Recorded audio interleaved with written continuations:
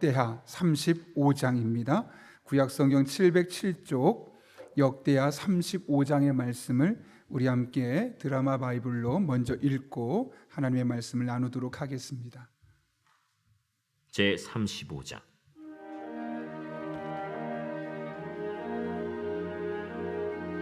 요시야가 예루살렘에서 여호와께 유월절을 지켜 첫째 달 14째 날에 유월절 어린 양을 잡으니라. 왕이 제사장들에게 그들의 직분을 맡기고 격려하여 여호와의 전에서 직무를 수행하게 하고 또 여호와 앞에 구별되어서 온 이스라엘을 가르치는 레위 사람에게 이르되, 거룩한 궤를 이스라엘 왕 다윗의 아들 솔로몬이 건축한 전 가운데 두고 다시는 너희 어깨에 매지 말고 마땅히 너희의 하나님 여호와와 그의 백성 이스라엘을 섬길 것이라.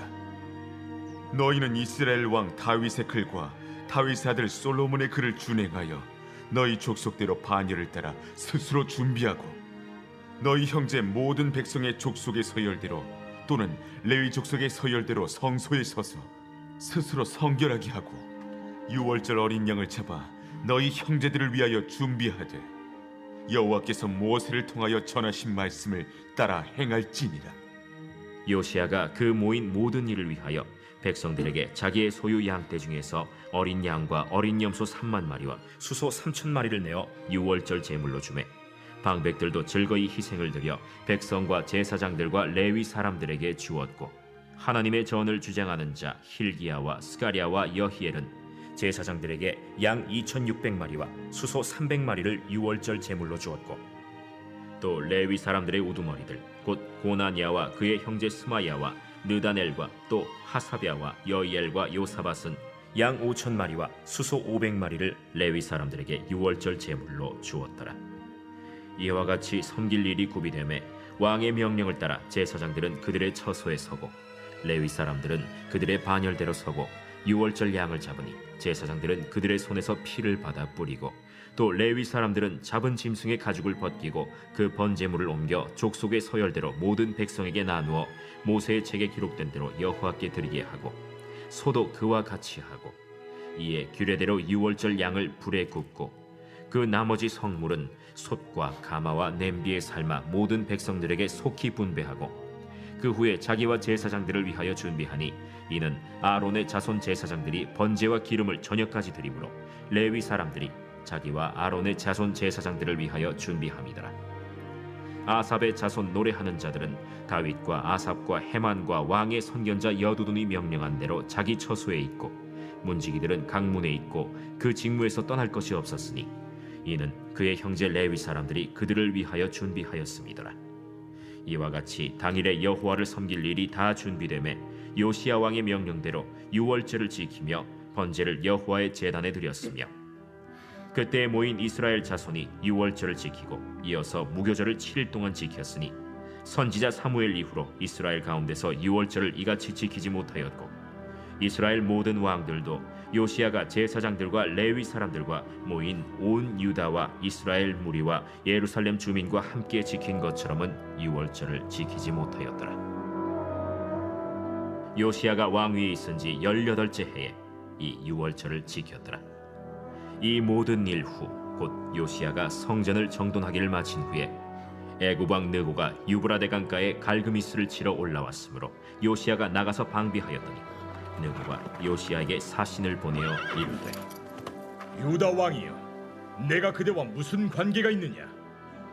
내가 오늘 그대를 치려는 것이 아니요 나와 더불어 싸우는 족속을 치려는 것이라. 하나님이 나에게 명령하사 속히 하라 하셨은즉 하나님이 나와 함께 계시니 그대는 하나님을 거스르지 말라. 그대를 멸하실까 하노라. 요시야가 몸을 돌이켜 떠나기를 싫어하고 오히려 변장하고 그와 싸우고자 하여 하나님의 입에서 나온 느고의 말을 듣지 아니하고 무기또 골짜기에 이르러 싸울 때 활 쏘는 자가 요시야 왕을 쏘니 왕이 그의 신하들에게 이르되, 내가 중상을 입었으니 나를 도와 나가게 하라. 그 부하들이 그를 병거에서 내리게 하고 그의 버금 병거에 태워 예루살렘에 이르더기에 그가 죽으니 그의 조상들의 묘실에 장사되니라. 온 유다와 예루살렘 사람들이 요시야를 슬퍼하고 예레미야는 그를 위하여 애가를 지었으며 모든 노래하는 남자들과 여자들은 요시야를 슬피 노래하니 이스라엘의 규례가 되어 오늘까지 이르렀으며 그 가사는 애가 중에 기록되었더라. 요시야의 남은 사적과 여호와의 율법에 기록된 대로 행한 모든 선한 일과 그의 처음부터 끝까지의 행적은 이스라엘과 유다 열왕기에 기록되니라. 아멘. 기질 플러스라는 책이 있습니다.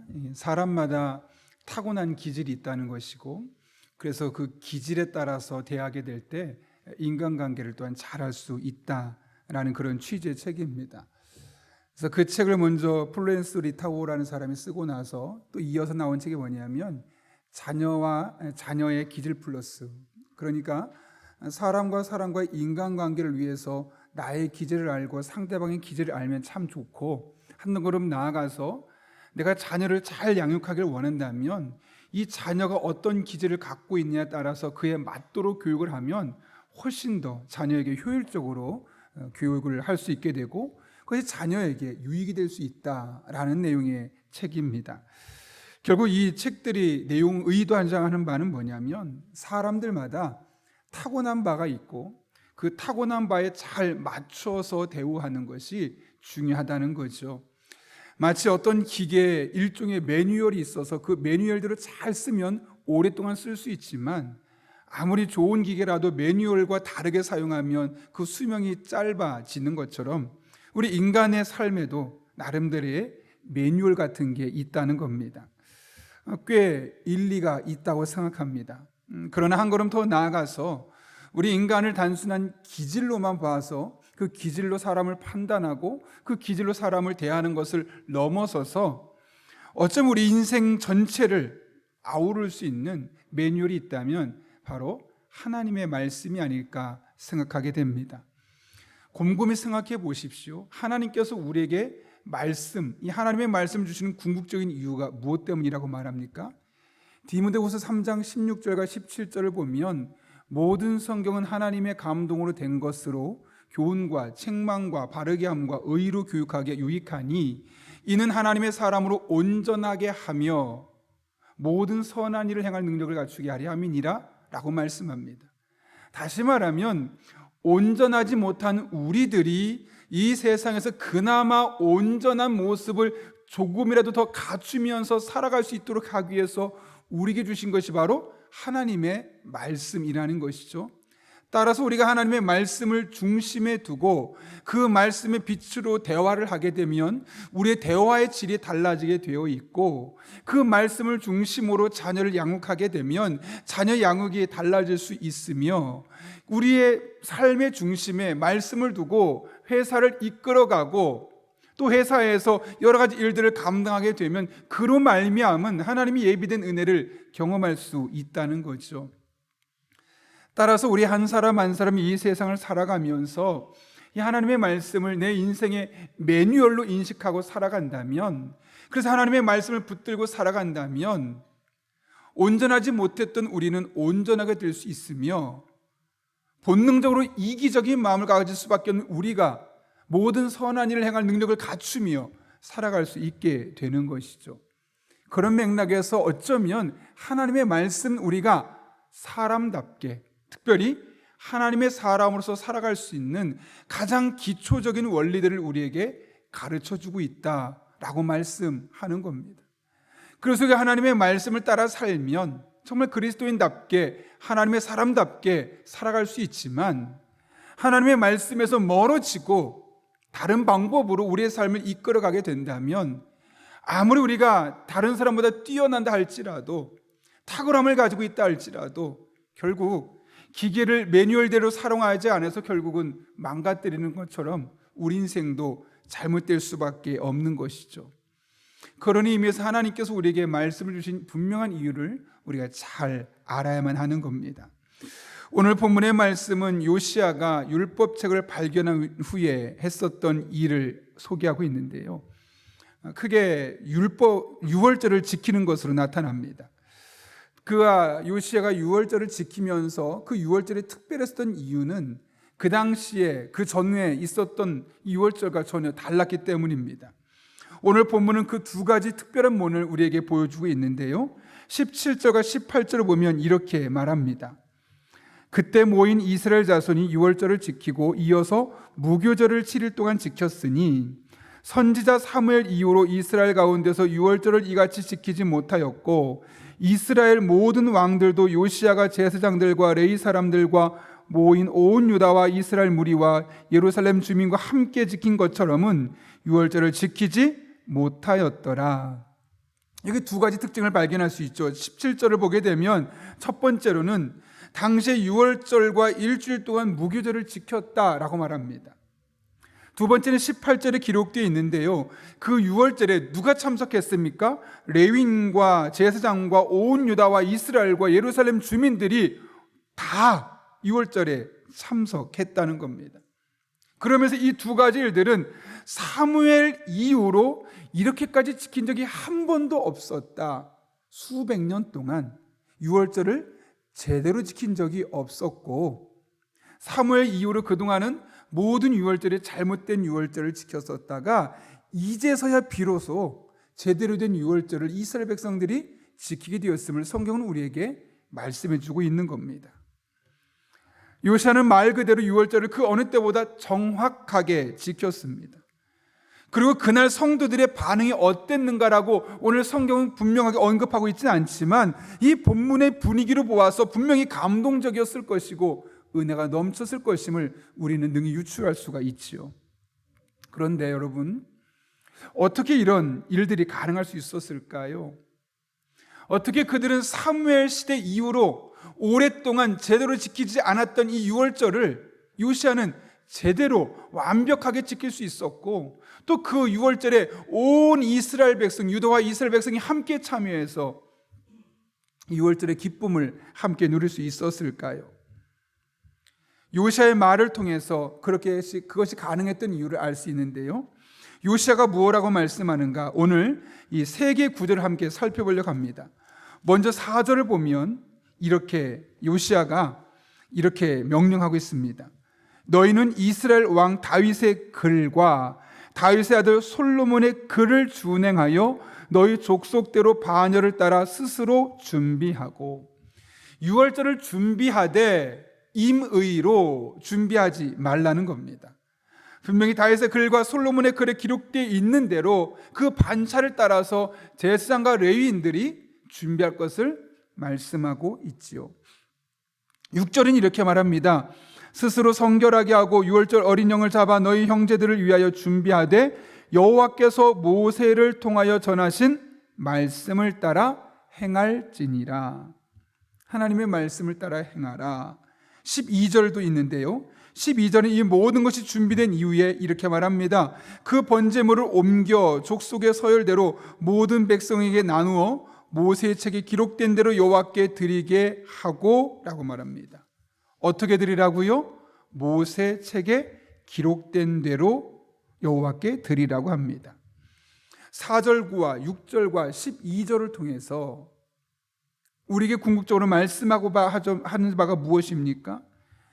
그들의 지켰던 유월절이 온전한 유월절이 되고 사람들의 기억에 오랫동안 남을 만한 그런 특별한 유월절이 될 수 있었던 것, 사무엘 이후로 제대로 드려지지 못했던 이 유월절이 제대로 드려질 수 있었던 것, 그것은 하나님의 말씀을 따라서 차곡차곡 예배를 준비했기 때문임을 말씀하고 있는 것이죠. 그런데 여러분, 사실 이 당시 요시야의 이와 같은 결정은 결코 쉽지만은 않은 상황이었습니다. 왜냐하면 당시 사람들은 유월절을 제대로 지키지 않고 있었기 때문이죠. 실제로 역대하 30장 2절을 보게 되면 이스라엘 역사에서 손에 꼽힐 만한 유명한 왕이 있죠. 그 훌륭한 왕이 누구입니까? 히스기야입니다. 그 히스기야가 유월절을 어떻게 지켰다고 나오냐면 히스기야가 역대하 30장 2절에 1절과 2절에 기록되어 있습니다. 히스기야가 온 이스라엘과 유다의 사람을 보내고 또 에브라임과 므낫세에 편지를 보내어 예루살렘 여호와의 전에 와서 이스라엘 하나님 여호와를 위하여 유월절을 지키라 하니라. 왕이 방백들과 예루살렘 온 회중과 더불어 의논하고 둘째 달에 유월절을 지키려 하였으니. 히스기야 시대에도 유월절이 지켜졌습니다. 그런데 어떻게 결정했다고 합니까? 더불어 의논했다고 합니다. 누구하고요? 보게 되면 방백들과 왕과 온 회중과 더불어서 의논해서 유월절을 언제 지킬지를 결정했다는 것이죠. 그리고 그들이 의논해서 내렸던 결정은 바로 두 번째 달에 이 유월절을 지키는 것이었습니다. 이것이 그 당시의 모습이었습니다. 그런데 그런 그들에게 갑자기 유월절은 첫 번째 달에 드리는 겁니다 라고 말한다는 것, 그런 사람들이 뭐라고 말할까요? 참 고리타분하다, 너무 형식에 얽매여 있다, 저 꼰대 스타일 아닌가, 뭐 이런 여러 가지 비난의 소리가 들리지 않았겠습니까? 그러나 그럼에도 불구하고 요시야는 분명히 말하죠. 그동안 우리가 지켰던 2월절이 잘못되었고 6월절은 첫째 달에 드리는 것임을 분명히 말씀을 따라 지키도록 했다는 겁니다. 아무리 사람들이 히스기야 시대는 더불어서 의논해서 결정했던 것, 그런 하나님의 말씀이 이제 발견된 이후로는 그동안은 의논해서 결정했다 할지라도 이제는 하나님의 말씀이 우리의 의논보다 훨씬 앞장선다 라는 것을 히스기야가 보여주고 있는 겁니다. 많은 방백들이 있다 할지언정, 아무리 뛰어난 회중들이 있다 할지언정, 그들과 더불어 의논하는 것보다 하나님께서 말씀하셨던 그 규정을 따라, 그 말씀을 따라 첫 번째 달에 지키는 것이 하나님의 원리에 맞는 것이기에 그 원리를 주장할 수밖에 없었던 것이죠. 하나님의 말씀이 그의 삶의 유일한 기준이 되었음을 보게 되는 겁니다.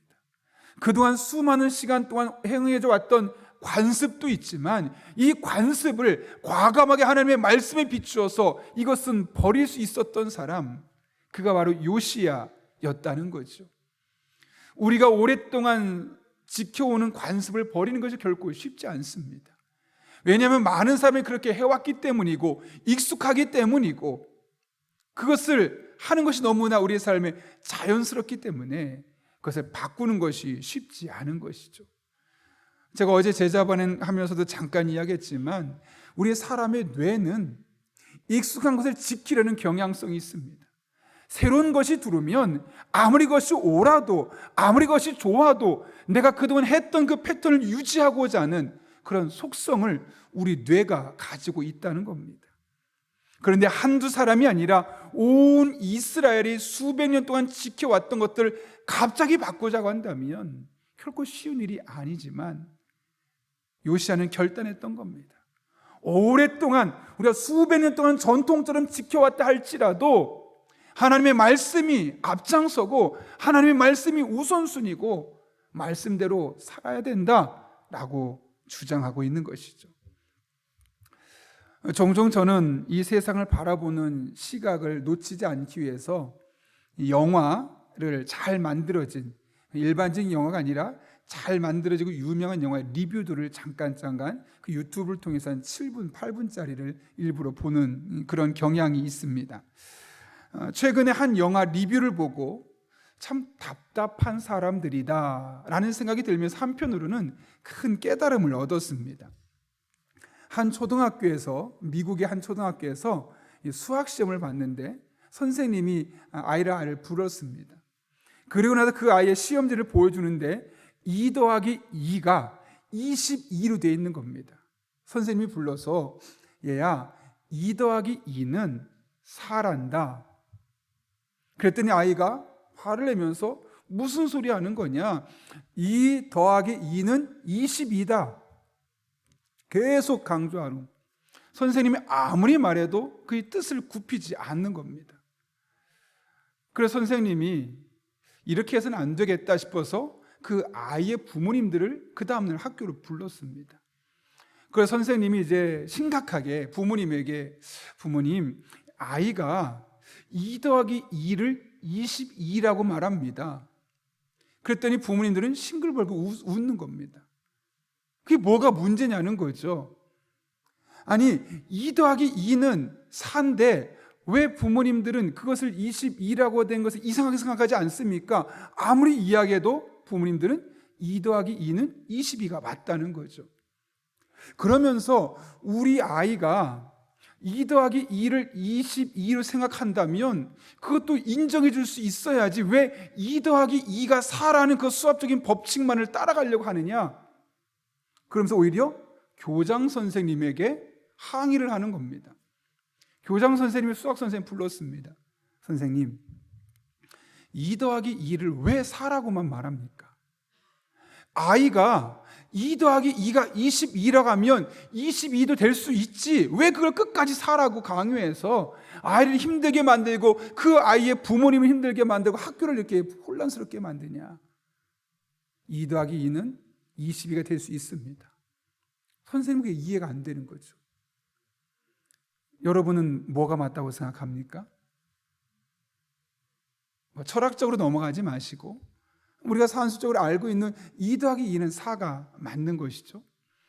그런데 문제가 뭐냐면요, 이게 이렇게 끝나면 상관이 없는데 학교 선생님에게 징계를 내리고 결국 TV에 나오고 온 사람들이 이게 대서특필되면서 그 학교 앞에 와서 시위까지 하는 겁니다. 2 더하기 2를 4라고 말하는 저 선생님을 쫓아내라. 2 더하기 2는 22도 될 수 있다. 그래서 온 나라가 시끌시끌해지는 겁니다. 결국 선생님은 학교를 그만둘 수밖에 없게 되었습니다. 근데 마지막에 교장 선생님이 이제 선생님이 학교를 그만두는 상황 속에 본인들이 학교를 좀 홍보하고 싶어서 기자들을 막 불러왔죠. 그러면서 퇴직금과 뭐 나머지 돈을 주면서 선생님이 그동안 수고 많이 한 거 2,000불에 또 2,000불을 더해서 4,000불을 주겠습니다. 여러분 2 더하기 2는 뭐죠? 22인데 갑자기 2 더하기 2가 4가 돼버린 겁니다. 그랬더니 선생님이 당황하다가 하다 아니죠. 2 더하기 2는 22만 불이죠. 그래서 결국 그러니까 교장 선생님 얼굴이 순간적으로 당황하는 겁니다. 이게 무엇을 말하고 싶었던 걸까요? 사람들이 자신의 필요에 따라서 2 더하기 2를 4라고도 말하기도 하고 또 자기들이 원하면 그걸 22라고도 말할 수 있는 사회. 그러니까 내가 기준이 되어서 내가 원하면 굳이 2 더하기 2를 4라고 말하지 말고 내가 그냥 22라고 하면 그거 존중해달라, 인정해달라. 내가 기준이고 내가 말한 것이 모든 삶의 기준이 되어야 된다, 원칙이 되어야 된다. 이런 것들을 강조하는 세상을 꼬집기 위해서 그 영화를 만들어 내었던 것이죠.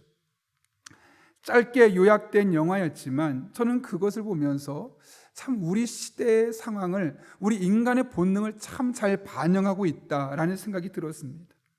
분명히 답이 있는데 그 답대로 살려고 하기보다는 내가 원하는 대로 답을 만들어내고 그렇게 사람들을 강요하고 그렇게 되기를 원하는 모습으로 살아가는 이 시대의 모습을 우리에게 보여주고 있는 것 아니겠습니까?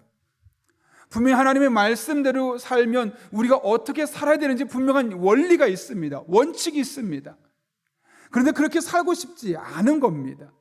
정치적으로도 경제적으로도 인간관계를 맺어가면서도 하나님의 말씀대로 살면 손해보는 것 같고 하나님의 말씀대로 살면 나만 약간 고리타분한 사람처럼 뭔가 형식의 틀에 얽매인 사람처럼 보이고 그래서 이 시대 정신을 따라가서 하나님의 말씀을 오히려 저버린 일들이 우리 시대에 얼마나 많이 있습니까? 여러분, 우리가 따라할 것이 무엇이겠습니까? 아무리 많은 사람이 예스라고 말하고 아무리 많은 사람이 이것이 더 옳다고 말한다 할지라도 오랫동안 그렇게 지켜왔다고 그것이 이 시대의 정신이라고 말한다 할지라도 하나님의 말씀이 아니면 아니라고 말할 수 있어야 하고 하나님의 말씀이 맞으면 맞다라고 이야기할 수 있어야 하고 우린 또 그 하나님의 말씀을 중심에 두고 그 말씀을 따라 살아가야 하는 것이죠. 최근에 저한테 이제 계속 그 설문조사를 보내주는 기관이 있습니다. 기독교 기관. 그 기독교 기관에서 어떤 설문조사가 있었냐면 대통령 선거를 앞두고 나서 담임 목사님이 선거에 대해서 이렇게 해라 라고 말하는 것에 대해서 어떻게 생각하느냐 라고 말했을 때 수많은 성도들이 아무리 하나님의 말씀대로 말한다 할지고 하나님의 말씀을 원리대로 한다고 할지라도 말하지 않았으면 좋겠다 라는 의견이 약 68% 정도가 우리 성도들이 이야기를 했다는 겁니다.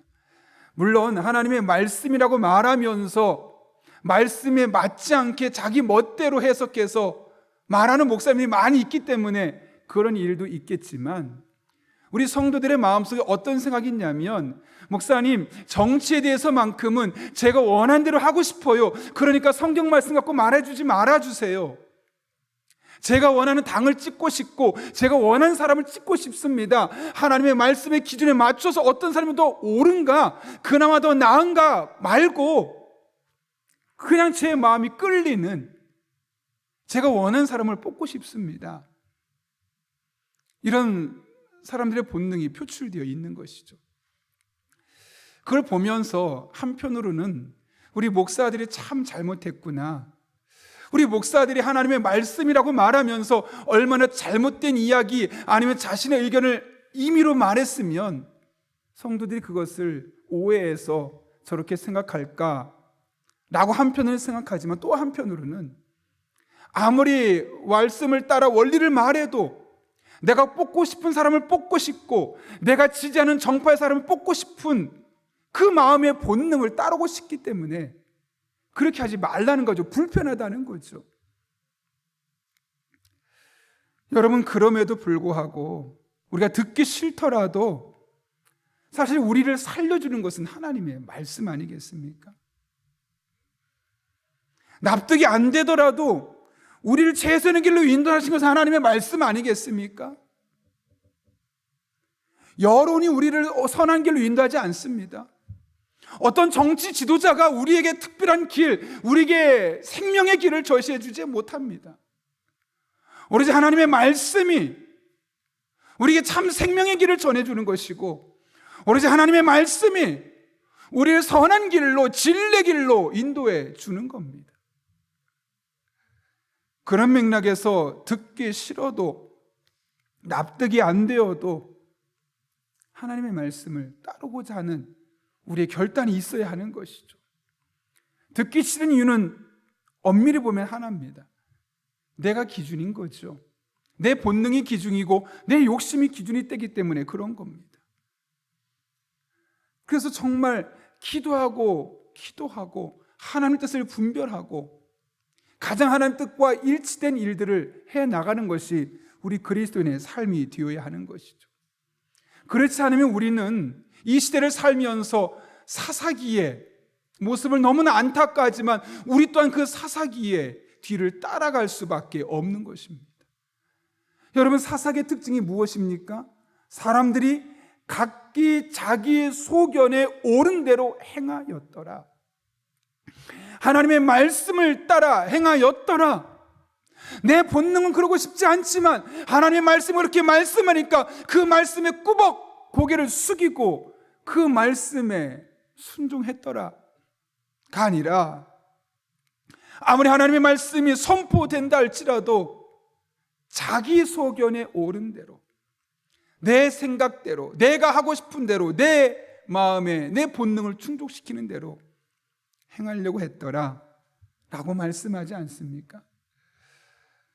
여러분, 우리 인간이 하나님의 말씀대로 살아가는 것은 결코 쉽지 않은 일입니다. 그러나 우리가 해야 할 일은 우리의 본능 또 자기의 소견에 옳다고 생각하는 것들을 하나님의 말씀과 비교, 대조해 보는 겁니다. 그리고 그 하나님의 말씀에 비추어서 내 생각을 날마다 조정해 나아가는 겁니다. 확실한 변화, 특별한 변화가 아니어도 좋습니다. 내가 그동안 생각했던 것들을 하나님의 말씀에 비추어서 그 말씀이 이야기하면 예, 아멘 하고 그 말씀을 따라 나의 삶의 방향을 바꾸고 나의 삶의 가치관을 바꾸는 겁니다. 여러분이 어린 적부터 가져왔던 생각이라 할지라도 자연스럽게 여러분의 삶을 통해 습득된 그런 삶의 방식이라 할지라도 하나님의 말씀이 이끄시는 바를 따라 우리가 움직여야만 하는 것이죠. 그럴 때 우리는 사사기의 비극을 우리가 미연에 방지할 수 있고 오히려 우리들의 삶 가운데 하나님이 예비하신 은혜들을 온전히 경험할 수 있는 것이죠. 여러분, 오늘 본문에 이어지는 20절 이하의 말씀 보게 되면 요시야가 죽게 되는 것을 보게 됩니다. 왜 죽었습니까? 하나님의 입에서 나온 느고의 말을 듣지 아니했기 때문이다라고 말합니다.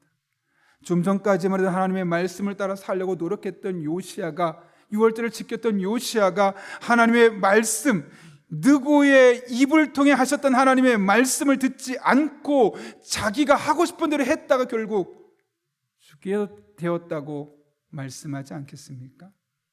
어떤 분이 이렇게 질문할 겁니다. 목사님, 어떻게 하나님이 이 애굽 왕 이 느고의 입을 통해서 말씀하신 것을 우리가 믿을 수 있겠습니까?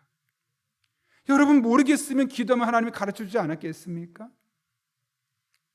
그냥 지레 짐작한 거죠. 어떻게 하나님이 애굽 왕 느고를 통해 말씀하시겠느냐? 그건 잘못된 것이고 거짓말이다. 자기가 생각하고 자기 짐작대로 판단하고 분장하고 가서 싸우다 결국 죽게 되었던 것이죠. 그래서 성경은 분명하게 말하죠. 22절, 요시야가 몸을 들이켜 떠나기를 싫어하고 오히려 변장하고 그와 싸우고자 하여 하나님의 입에서 나온 느고의 말을 듣지 아니하고 무깃도에 이르러 싸울 때에 결국 활에 맞아 죽게 되었다는 거죠.